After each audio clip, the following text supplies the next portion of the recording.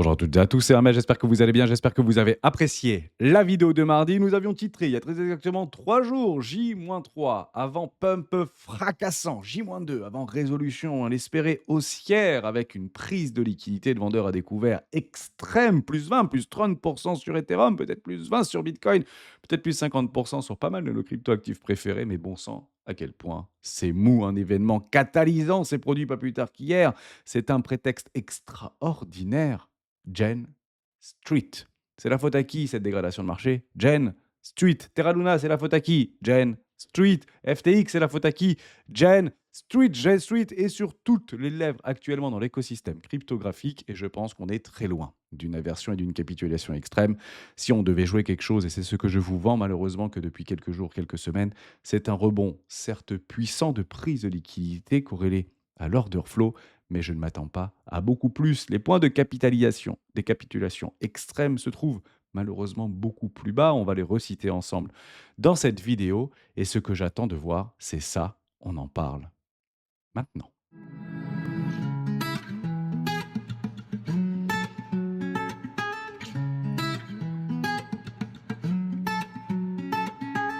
Mais juste avant de commencer, je vous invite toujours à rejoindre Discord des rois du marché. Vous trouverez le lien dans la description. À l'intérieur, une documentation qui s'appelle la stratégie des 4 rois. N'hésitez pas à l'utiliser, vous en imprégner, vous en inspirer pour vous aussi trouver votre propre style d'investissement, que ce soit sur le court, moyen, long terme, voire très long terme. J'utilise depuis plusieurs années, massivement exposé sur les crypto-monnaies.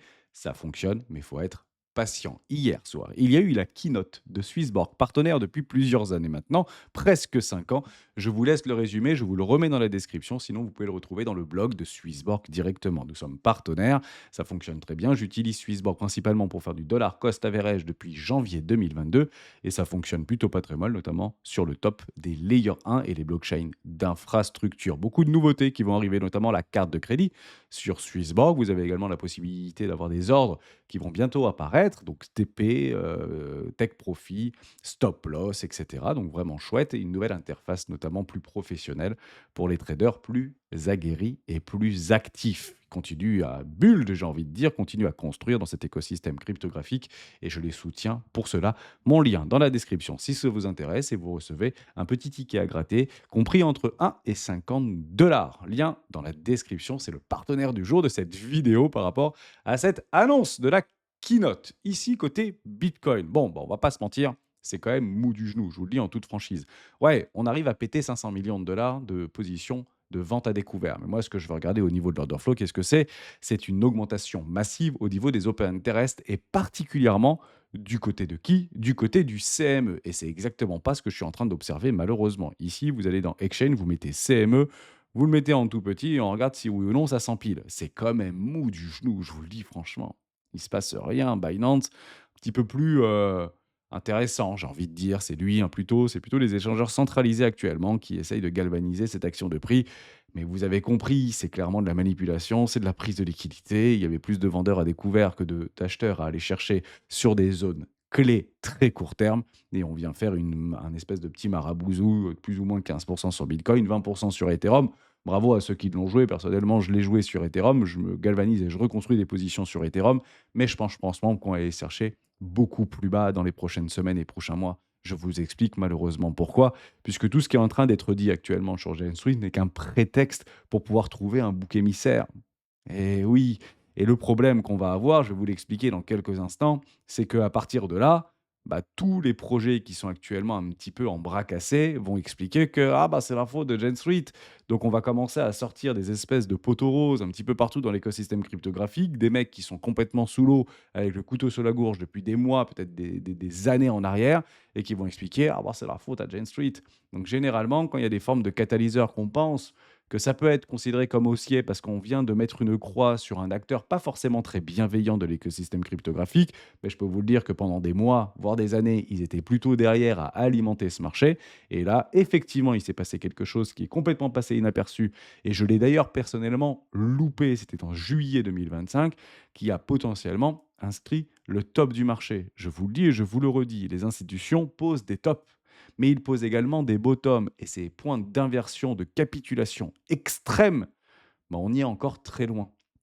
Je vous explique pourquoi c'est extrêmement simple. à comprendre. Donc, si on doit revenir par rapport à James Street, ici, le géant du trading James Street serait-il une adepte de la manipulation de marché crypto? On va pas reprendre toutes les affaires qu'il y a eu, je vais en citer une principale par rapport à la bourse indienne, où il a pris 550 millions de dollars d'amende pour manipulation de marché. Donc, bien sûr qu'il manipule les marchés, mais c'est pas quelque chose de nouveau. Maintenant, quand ils se font prendre, bah, il rend un petit peu d'argent. Donc, on explique qu'ils ont gagné près de 10 milliards de dollars sur l'écosystème cryptographique depuis qu'ils y sont. Alors, je pense que c'est une somme de génération de flux global. Maintenant, de dire qu'ils ont réussi à choper en un an 10 milliards de dollars, je pense que c'est un petit peu fort de savon.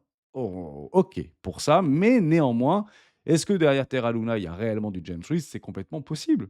Moi, je ne suis pas du tout contre ça, mais reprendre, entre guillemets, du réchauffé, d'en faire une espèce de boule de feu dans un présent actualisé, je pense que c'est pas une bonne interprétation de comment pourrait se diriger l'action de prix à court terme. Je vous le dis en toute franchise, je pense que c'est qu'un prétexte pour potentiellement se mettre dans une brèche pour dire moi, si j'ai des problèmes, c'est la faute à Jane Street, tout simplement. Donc oui, ils sont pas forcément très bienveillants.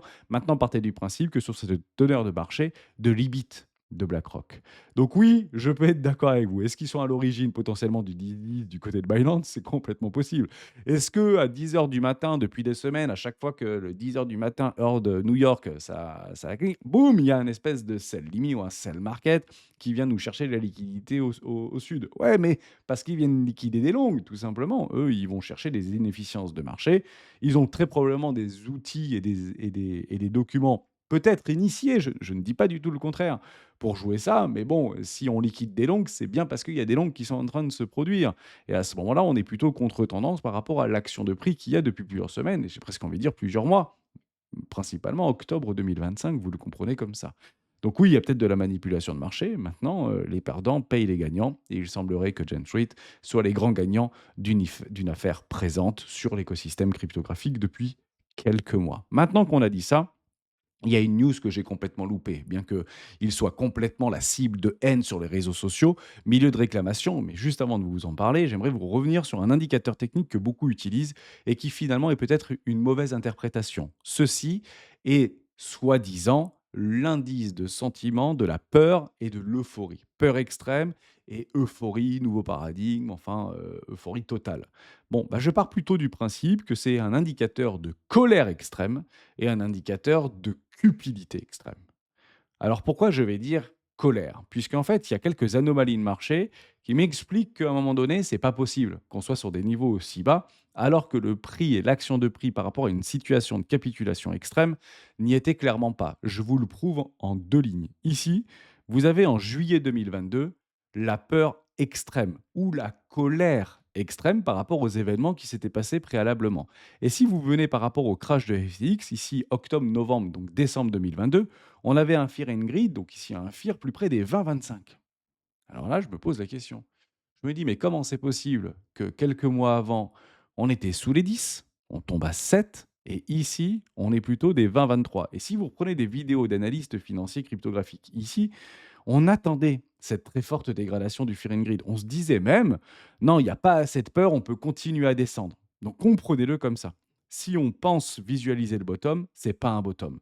Si on part du principe que ça ne peut pas être le bottom, c'est que c'est très probablement le bottom. Et actuellement, ce qu'on voit de plus en plus sur les différents réseaux, c'est qu'on tente d'essayer de trouver des arguments pour essayer de délimiter une zone de bottomisation. Et à chaque fois que Bitcoin perd 20%, c'est le bottom. À chaque fois qu'il perd 20%, c'est le bottom. Lorsque la grande majorité dira c'est pas le bottom, il est plus bas, il y a des grandes chances que ce soit le bottom. Donc pour moi, c'est plutôt un indice de colère plutôt que de peur et de capitulation. Et je vous le montre ici par rapport à Bitcoin. Si on revient un petit peu dans le passé, c'était exactement là, en juin 2022, où il y avait franchement une peur extrême, mais derrière, Bitcoin repère quasiment 30%.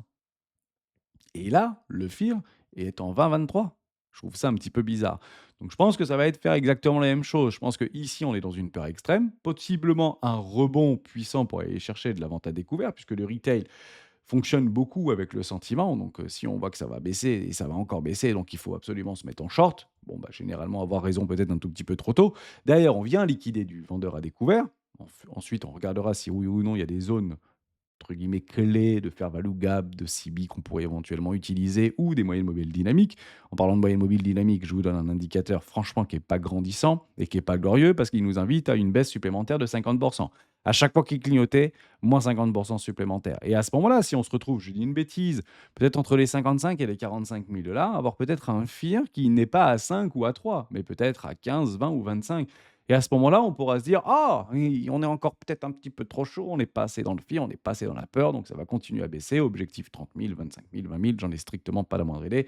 Mais comprenez comme ça, je pense qu'on a vécu une phase de panique. Derrière, on est plutôt ici dans une phase depuis plusieurs jours, plusieurs semaines de colère, et on est quand même encore loin de cette phase de capitulation entre guillemets de l'extrême. Je vous explique pourquoi. Juste avant, je reviens par rapport, parce que je ne vous l'ai pas dit, vis-à-vis de Jane Street. Jane Street a mis en place, alors a profité d'une nouvelle loi vis-à-vis de la SEC, qui est parue ici, autorise la création des échanges en nature par les ETP cryptographiques. Je vous le donne en relation par rapport à une note qui a été partagée par quelqu'un qui est respecté dans l'écosystème cryptographique. Vous pouvez le traduire, c'est Jeff Park ici.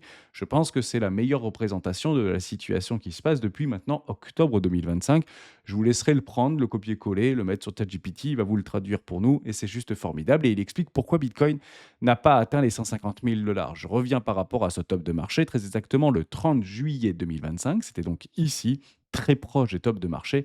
La SEC valise le fait qu'il n'est plus nécessaire de pouvoir influencer sur les différents ETF, de le mettre, on appelle en cash réel ou en fiat, en réelle monnaie. En somme, je vous explique.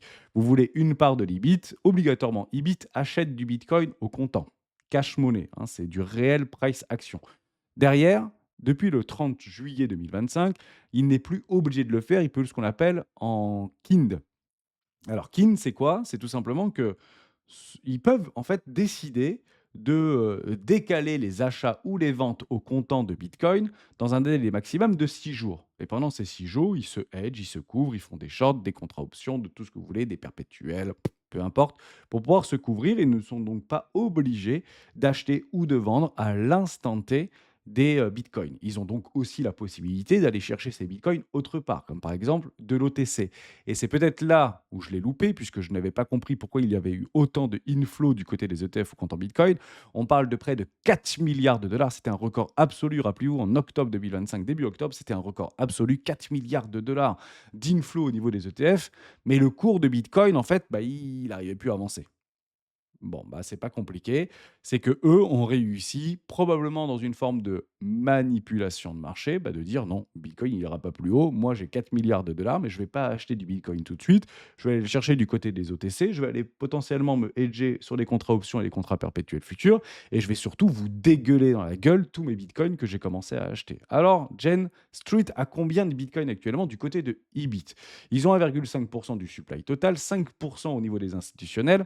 Ça correspond à quasiment rien. En réalité, hein, c'est un peu moins de 1 million de bitcoins aujourd'hui détenus par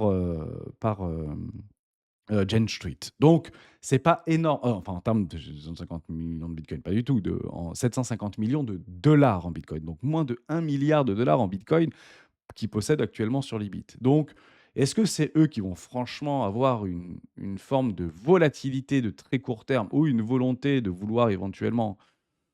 Ouais, je pense pas. Après, si c'est eux, là-dedans, depuis une semaine, qui vendent à 10 heures, algorithmiquement parlant, pour se débarrasser de leur bitcoin, j'ai envie de dire OK, pas de problème. Mais c'est pas ça, en fait, qui a créé ce crash-là. En revanche, les acteurs tous réunis sur l'écosystème, puisque c'est eux, hein, qui ont clairement galvanisé et qui ont dirigé le cours de Bitcoin, puisque sans les ETF, je vous le dis que Bitcoin n'aurait très probablement pas fait de nouveau all-time high, etc. Peut-être un petit peu à l'image de Ethereum, si vous voulez, ou à l'image de d'autres crypto-monnaies qui sont même très capitalisées. C'est clairement les ETF qui ont galvanisé cette hausse-là. Maintenant, s'ils décident de sortir, ils peuvent sortir. Mais là où je vous explique et là où j'ai envie de vous rendre, bah, c'est tout simplement cette parité entre les institutionnels qui possèdent du Bitcoin et le retail. Aujourd'hui, les derniers chiffres de février 2026, c'est quoi? C'est 28% institutionnels dans les ETF au compte en Bitcoin, 72% de retail.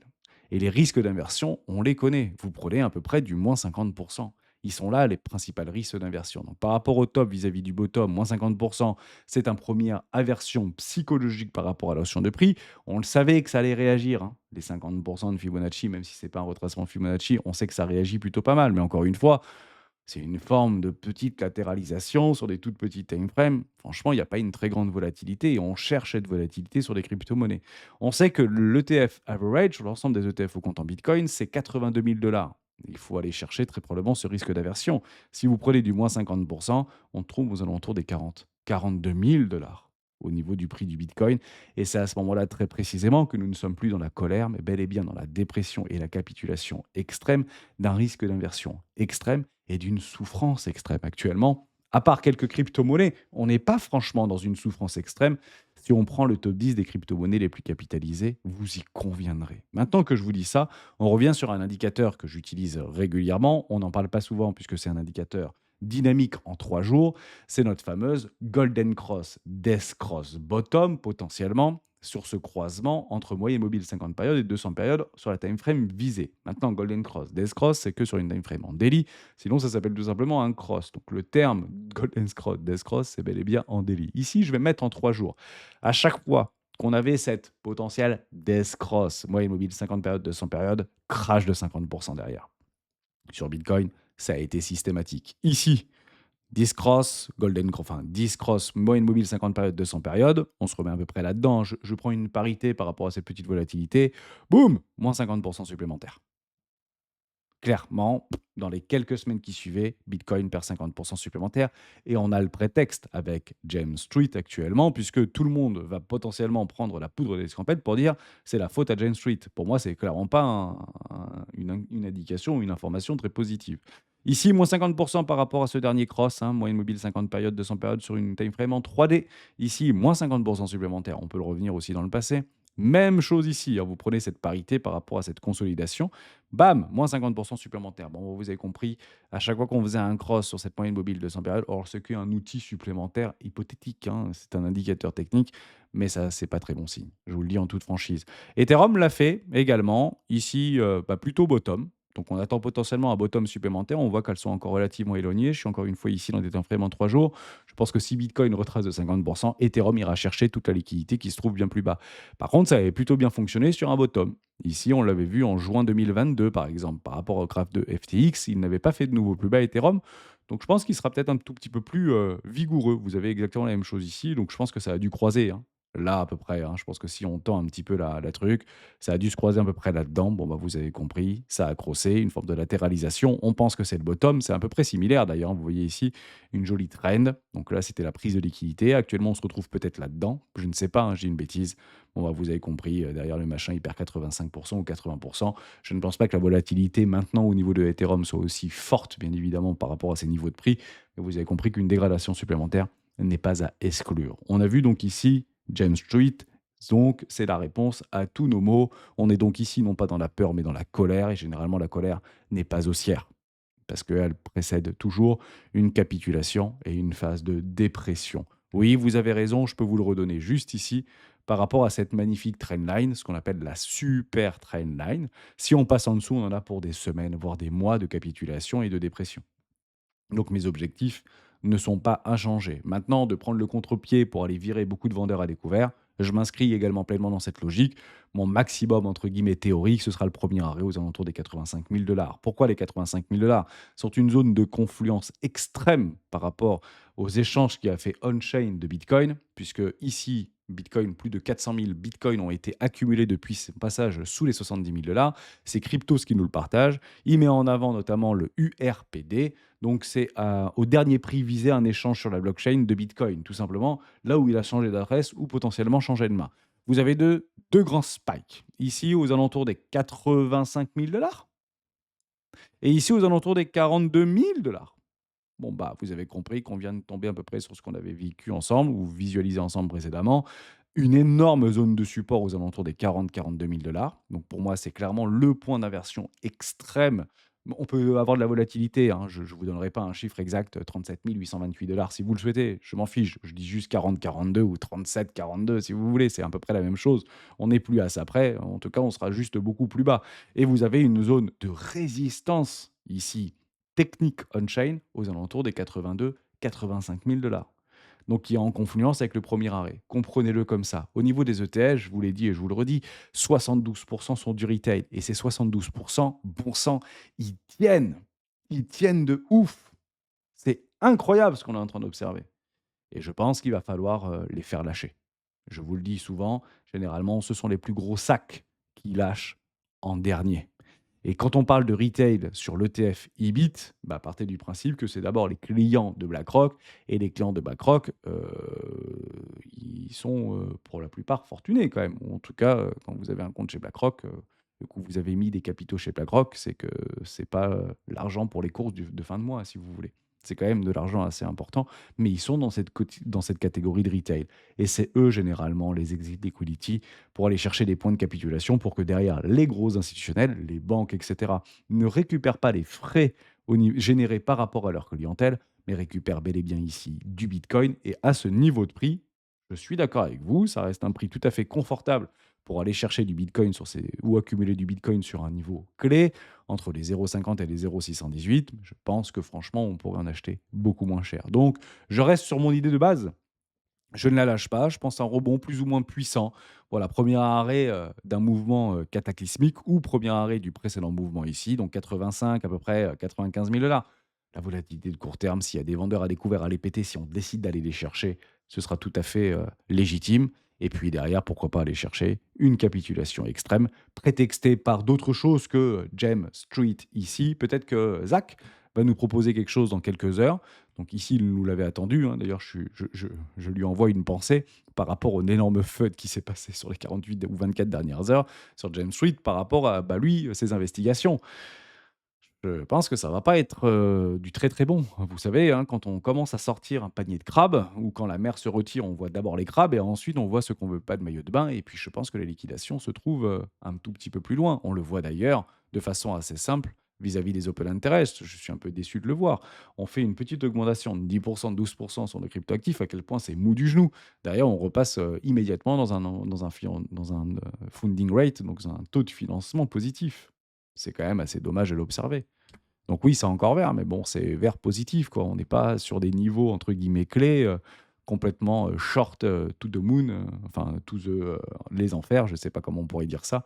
Pour l'instant, c'est pas franchement, ce que je m'attendais à observer. Est-ce que j'avais, noté quelque chose d'autre? Ouais, bah, j'avais envie de titrer cette vidéo, plutôt positive. On pourrait aussi la proposer comme «Préparez-vous au crash» puisque c'est très probablement ce qui nous attend, encore une fois, dans les prochains jours, prochaines semaines. Ne soyez donc pas surpris, hein, si on atteigne d'ici quelques semaines cette zone d'aversion, ou de capitulation. Je pense que le bon prix de Bitcoin se trouve aux alentours des 40-45 000 $. En tout cas, c'est mon billet, cyclique, si vous voulez. Jusqu'à preuve du contraire, cette cyclicité, ne semble pas vouloir s'inverser. Par contre, si elle veut le faire, bah, vous avez compris qu'il va falloir avoir ce qu'on appelle des arrachements haussiers. Un arrachement haussier en bonne et due forme, quoi que le cours fasse à très court terme, c'est de nous envoyer une bougie de 50. Voilà, vous m'envoyez une semaine à 50 plus 50. Là, vous savez qu'il y a les institutionnels qui sont en train de rentrer. Là, je peux vous garantir que les institutionnels, ça rentre clairement pas. Là, on est plutôt en mode espoir. On essaye d'être contre-tendance, contre le courant, alors que, bah, il y a des montants qui sont énormes. D'ailleurs, j'ai vu ça encore passer. C'est Jane Street qui a vendu, c'est Jane Street qui est à l'origine de trucs, mais ça fait des mois que le monde entier est en train de dégueuler des bitcoins sur les échangeurs centralisés. Si c'est pas centralisé, c'est décentralisé. Ils sont en train, vous savez, si le prix il baisse, c'est que les gens vendent, hein. C'est pas une seule personne ou une seule entité qui détient 1 du supply de Ibit qui va faire, crasher le cours de 40. C'est une hérésie, c'est pas comme ça que ça se passe. Donc, il y en a beaucoup qui vendent, beaucoup de retail vendent bien évidemment, capitulent à leur niveau entre guillemets «d'inversion» la plus extrême et la plus souffrance. Les leviers se font littéralement exploser. Si vous voulez anéantir tous les collatéraux de la DeFi, tous les collatéraux sur Bitcoin, Ethereum en particulier, ce qui nous attend, c'est un bon petit moins 30 ou moins 40 supplémentaires. Là, on aura, littéralement liquidé l'intégralité de tous les collatéraux qui sont présents, dans l'écosystème crypto. C'est pas compliqué, c'est ce que Bitcoin fait, en fait, depuis sa création. C'est malheureux à dire, mais je pense qu'ici, on est sur un point clé. On est sur un point d'équilibre, ce qu'on appelle potentiellement un point pivot. D'ailleurs, on le voit très bien ici sur notre ami Ethereum. Vous voyez, ce point-là des 2 000 $ à peu près, c'est un énorme point pivot. On compte pas juste en dessous. La dernière fois qu'on était passé en dessous, on est parti faire la suite, hein. Voilà, un petit point pivot, boum, on revient là et grosse dégradation. Bah, j'ai envie de vous dire pourquoi pas la même chose, hein. Alors peut-être, ouais, hein, je suis pas du tout contre, hein, d'aller chercher un déséquilibre de marché, mais ce sera encore une fois, et comprenez-le comme ça, comme je vous l'ai expliqué depuis des jours maintenant en arrière, oui, c'est difficile, ce n'est que de la chasse et de la prise de liquidité pour faire gagner un minimum de personnes. Donc généralement, néanmoins, je finirai quand même là-dessus. La première petite poussée haussière, c'est une poussée entre guillemets, de prétexte. La deuxième petite poussée haussière, c'est généralement le retail qui arrive un peu trop tard et c'est généralement là-dedans qu'on piège le retail. Donc je ne dis pas, qu'on ne peut pas faire un petit truc comme ça, par exemple. Je sais pas, hein, même, tout de suite, hein, pourquoi pas aujourd'hui, hein. Aller chercher une poussée supplémentaire, plutôt fracassante, mais pour moi, ce sera clairement considéré comme un piège, une prise de liquidité, une incitation à l'achat pour malheureusement, aller faire derrière un nouveau plus bas. Donc c'est ce que je vous expliquais, c'est ce que je vous vends depuis quelques semaines. Ouais, ça fait marcher un petit peu les émotions. Donc, difficile, hein, de le prendre celui-ci, je ne vous le cache pas. On a liquidé quand même pas mal de vendeurs agressifs qui s'étaient mis sur le tas. On l'a vu, hein, sur les différentes données d'order flow. Pas plus de choses à vous dire là-dessus. Soyons patients. Si vous voulez jouer la deuxième petite poussée haussière, attendez potentiellement ce qu'on appelle, bon, c'est pas très, très joli, mais grosso modo, j'aime bien regarder des petits biseaux comme ça, un peu d'élargissement pour se dire: «OK, allez, on peut y aller», grosso modo, on est un peu couvert si vous voulez. Donc il y a des gros, il y a les algos qui sont passés en mode buy limit ou buy market. Donc, c'est ce qu'il faut suivre au niveau des algorithmes. D'ailleurs, je vais vous le montrer sur Ethereum. Si vous passez en une heure, c'est sur Bitcoin, pardon, c'est magnifique ce qu'on a observé. Ici, en une heure, ça, c'est algorithmique, hein. Boum, boum, boum, boum, boum, boum, boum. Donc, on est arrivé chercher des prises de liquidité donc très court terme. Bon, ouais, il y en a d'autres, hein, à aller chercher, il n'y a aucun souci avec ça. Cette deuxième jambe haussière, pour moi, c'est le bull trap, hein. D'accord. Donc, on peut l'avoir de plus ou moins puissante, je ne sais pas du tout, hein. Je ne sais pas comment ça va se répercuter. Je pense qu'on peut avoir un petit peu de move. On verra ce que Zach nous a proposé et va nous livrer. Peut-être qu'il y a eu aussi des clôtures au niveau des Jane Street par rapport à leur vente à découvert qu'ils avaient. Il y a eu quand même plusieurs centaines de millions de dollars, très probablement en position, qui ont dû être bouclées, puisque si la SEC commence à regarder, bah, c'est mieux de boucler les positions. En tombe salopo, on dit bon, on arrête les conneries, on clôture tout et on verra bien comment on sera bouffé par les différentes accusations qui vont nous être incombées. Donc c'est possible que ça vienne également de là et que derrière les algorithmes, en voyant bah, cette clôture de short assez massif, se sont positionnés plutôt à l'achat ici. Le retail passe donc en deuxième généralement et on verra bien jusqu'où on peut aller, hein. Peut-être un AB égale CD complètement évident, je ne sais pas, hein. Je ne dis pas du tout le contraire. Donc voilà, on retombera sur nos 75 000 dollars. Clôture des options demain. On verra bien si les gros, les demi d'ouverture arrivent à nous positionner sur le strike price au niveau des options de Bitcoin. Je reste à voir. En tout cas, c'est le play que je vous avais vendu. Je n'irai pas beaucoup au-delà sur du court terme, puisque l'environnement dans lequel on est toujours baissier et je pense qu'on aura l'occasion d'acheter de nos crypto-monnaies très capitalisées, du Bitcoin et de l'Ethereum en particulier, beaucoup moins cher. Voilà, vous avez, ma représentation du marché, court terme, moyen terme et long terme. Fin, de la partie, fin d'année 2026. Peut-être avant, hein, pour les bottoms de marché, vu la vitesse où on se dégrade sur cet écosystème. Je me dis qu'on pourrait atteindre un bottom de marché bien plus vite que le fameux octobre-novembre 2026 ou une forme de latéralisation pour pouvoir reprendre une nouvelle direction et cette nouvelle direction prendra, j'insiste là-dessus, quand les institutionnels l'auront décidé. Actuellement, je pense qu'il y a encore beaucoup trop de retail, trop déterminé à vouloir espérer un retournement fracassant. Je pense qu'il n'arrivera clairement pas. Ce sera que de la prise de liquidité. Quand les institutionnels se positionneront, à ce moment-là, on le verra. Il y aura des changements de main massifs. Les ETF au compte en Bitcoin vont clairement se dégrader ou potentiellement se maintenir avec une très forte dégradation du prix. Et à ce moment-là, vous comprenez bien qu'il y a un rachat au niveau des institutionnels derrière. Et c'est à ce moment-là qu'on pose des bottoms de marché pour repartir dans une direction foudroyeusement haussière. Je m'arrête là-dessus. On se retrouve demain pour le live des rois du Bitcoin. Ciao, ciao.